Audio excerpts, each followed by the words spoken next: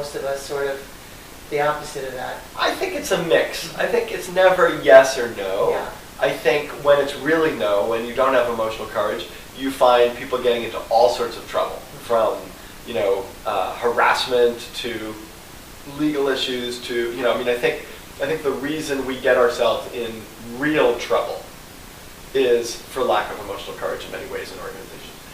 But I think we have them to some degree, but not others. I mean, I sat in a conversation with a very senior, the head of HR of a very large bank. And we had this conversation about someone on his team who needed to go. And he was clear about it, and he was saying it, and we had coached him a little bit on how to have this conversation. And I didn't know him particularly well, but I had had a few conversations with him. And then I was sitting in the room, and the person came in, and she said to him, "Look, I know things have been difficult with us, and I just need to know if you want me to leave, I'll leave. And let's figure out the right way to do that." Right? And he looked at her and he said, no, that's not necessary. Let's talk about, and I thought to myself, wait, I was just in like a half-hour conversation with this guy about, the fact that he wanted her to leave. What happened? Right? What happened? She was more courageous. She was more courageous. In that moment, she was absolutely more courageous than he was. I mean, in the end, I thought he was right not to let her go because that was a super courageous thing to do. But when I spoke with him afterwards, he didn't do it because he kind of got scared. Yeah. Right? And it's a silly example, and most people watching this would say, look, if I had to fire someone, I would fire them. Right? But I would sort of push us all to say, how often have we let someone continue on in an organization well beyond when we knew we should have fired them? Or how often do we not promote someone for fear of the impact that might have on the people around them or on them? Or how often do we not make an investment? And it's not just fear, it's other things. How often does someone come and bring something to us, right, and says, look, I have a real problem or issue with that, and then we get defensive. Right? That's the same thing. That's not fear, but it's defensive. I don't want to feel what I'm feeling when you're coming at me telling me I'm doing something wrong. Suddenly I feel incompetent. I don't want to feel incompetent, so I'm going to come back at you with the reasons why I did that. Right. And now I'm someone who can't accept feedback. And if I can't accept feedback, I can't grow. And if I can't grow, my company's not going to grow. Right?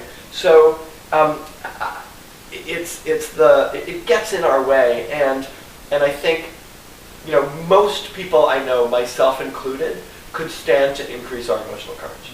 Right? And sometimes emotional courage is not dealing with something absolutely head-on, brute force, push it through, but to be a little sensitive to what's going on. That takes courage for some people. Right? Some people are really great at listening and don't stand up for themselves. Some people are really great at standing up for themselves and pushing stuff through, but aren't really great at listening. Both require emotional courage.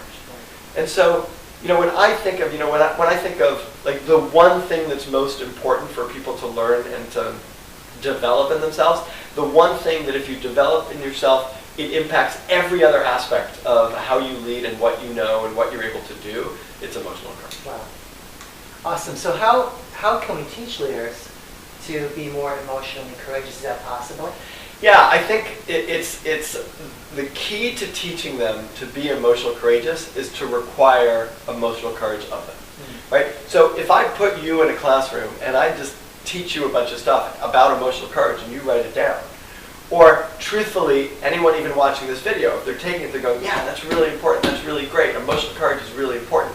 That's not going to build emotional courage. Right? What that's going to do is it's going to build a sensitivity to emotional courage, an awareness of emotional courage, an understanding of the importance of emotional courage, maybe even an intellectual grappling with the elements of emotional courage, but it won't make you emotionally courageous. Right. What will make you emotionally courageous is if I put you in a situation and say, instead of doing feedback anonymously, I'd actually like for you to get the feedback directly from the people. Sure. And I want to teach you how to accept it, and I want you to slow down, and I want you to feel what it feels like. Or, if you don't like speaking, I want you to put you up in front of a group and get you to speak. Or, I want to put a whole bunch of senior leaders in a room and get them to dance together. Mm-hmm. Right? That takes emotional courage. And when you begin to feel that in yourself, you feel the discomfort of it, you feel stepping into the uncertainty, you're looking around and there's some process going on and you don't know what it is. But not knowing what it is, you don't sit in the background, you take a step in and you try to grapple with living in the unknown. That's how you teach emotional courage. So you teach emotional courage by putting people in a situation where they're experiencing real risk and they're able to move through it slowly enough that they feel what they're feeling so that they're not afraid of it when it happens in real life. And so the more narrowly we could separate real life from classroom, the better off we are. Like we basically want the classroom and real life to be the same. Right. So is it better to teach CEOs individually how to apply emotional courage, or as a group? What are your findings there? What's your sense? I think it depends a little bit, but I would say yes to all.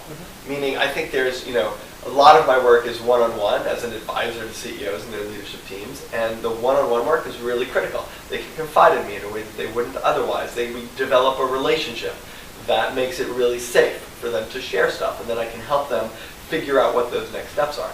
It's also really useful for a CEO to be in a room with only other CEOs, right? To have conversations about how to face some of the things that they're facing, or to really feel understood by someone who's experiencing precisely what they're experiencing.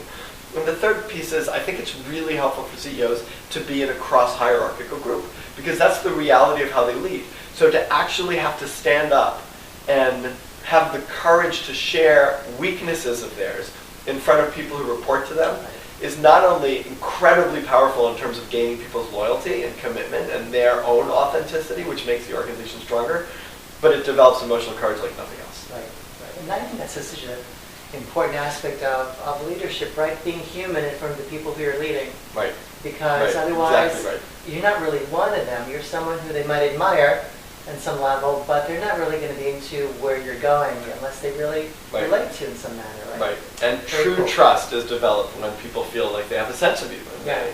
Absolutely. They know who you Well, are.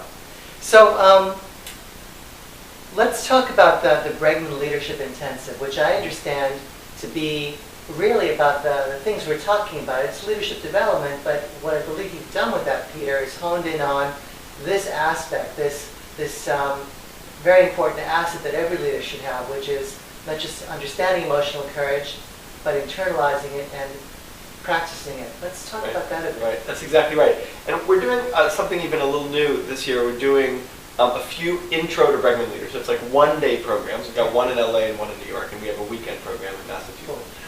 And then the Bregman Leadership Intensive, which is our, it's kind of the flagship leadership program that we run publicly. And yeah, that's 4 days, and it's all about being in situations authentically, not fake situations, not role plays, not pretend. Right. Real situations in which people are grappling together with the real challenges that they're facing. So the goal is to actually get traction on the day-to-day challenges that they're facing. One of the things that we always ask is, what is the biggest challenge you're facing in your organization? So that we want them to actually get traction on that. So there's an intellectual piece around that. But it's very much embodied. So it's very much about how do we put ourselves in situations? How can we be completely frank? There's a number of times there where people are giving feedback to each other directly. What you're doing right now, here's how it's making me feel, or here's how I'm responding to it, or I'm feeling really anxious right now, or that was great. The way you did that. We had in the last one that we ran, we had a guy who was a CEO of an organization who in 7 to 10 minutes completely lost his group. Right? He's a very successful guy, but he set up a competition. It was like a thing he was trying to do. He set up a competition, and one by one he lost people. And then to watch him realize it, and we paused and we talked about it. We talked about what was happening, and then we started again. And I've never seen anything like it. Within a minute and a half, one by one, he turned around everybody. And he did it by being deeply connected to himself and what was important to him, at the same time as he was really connected to each of the other people. He was hearing what was happening, but he wasn't connecting the dots. Yeah. And so to have that experience, right, enabled him to then be able to, in his body, get what he was doing wrong and be able to change it. And then when I spoke with him 2 weeks later, it was fundamentally changing things in his organization, because he was able to step into the leadership role with a new sense of courage. So the idea is to take people away, to put them with really smart, other capable people who are willing to take these risks to develop their own courage, willing to feel things deeply and to move on, and to put them in the situations where they could do it. You need courage to come to this, right?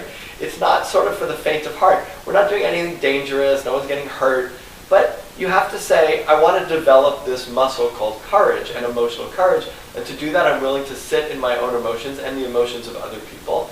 And to do that, I'm willing to like really step in with both feet. Wow. And it's amazing. It's amazing. I mean, we had an amazing experience when we last ran it. And it really gives people the ability to embody their leadership, which is very much what leadership is. Sure. So what kind of results can a business leader expect from the program, the intensive or the shorter versions that you do? Because as we know, business leaders are so results-oriented. Right. And is this something that they will see in their bottom or top line? How does this really translate? Yeah, I mean, in effect, they see it in both. And Yeah. what they see it, especially if you're a senior leader in an organization, is they immediately see how it impacts your team.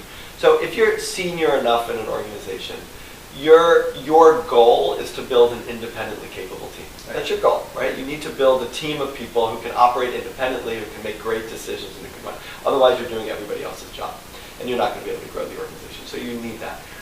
So I would say one of the most important outcomes is your presence is different. I was thinking today about this question of are leaders born or are leaders, built or developed? Yeah. And I think it's such a silly question because the truth is both, right?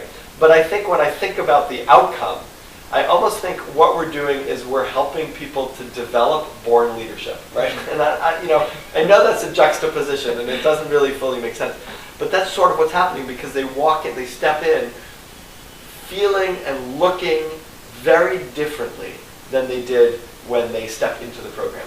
When they leave the program, then they step into the office the next day, they approach it differently. They have a new sense of confidence. They have a new sense of understanding of themselves. They have a new sense of patience with other people.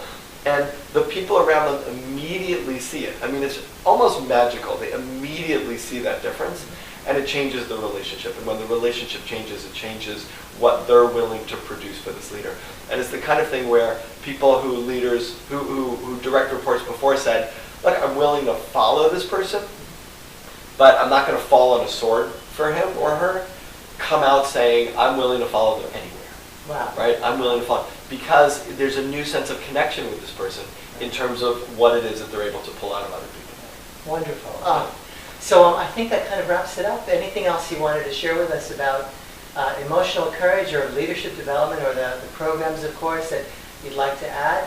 Just that this is the most fun stuff that I do. Yeah, I think it's like, and it's really nice for me. I'm in every room that we do this in, and we limit the numbers of people so that I can really kind of play. And I'm constantly amazed. I shouldn't be amazed anymore because I've seen it a bunch, but I'm constantly amazed at how people are willing to step up, like the amount of growth that they make, and it's really, really exciting to me. So That's really cool. It's great. Wow. It's fun. So we'll be talking about leadership development and emotional courage more with Peter in the future. If you'd like to learn more about the programs that we've been talking about, the Leadership Intensive and all the locations where it's being offered and other things related to this, by all means, you can visit Peter's website. It's peterbregman.com. Yeah, www. And I think probably below this video we'll be flashing some links as well to specific things you could read about this and, of course, enroll. We encourage you all to do that. So again, Peter, thank you so much for your time, for your insight. Thank you all for listening and for watching. Please share the video and stay tuned into ExecuNet. A lot of cool things going on. Thank you. My pleasure. Really fun.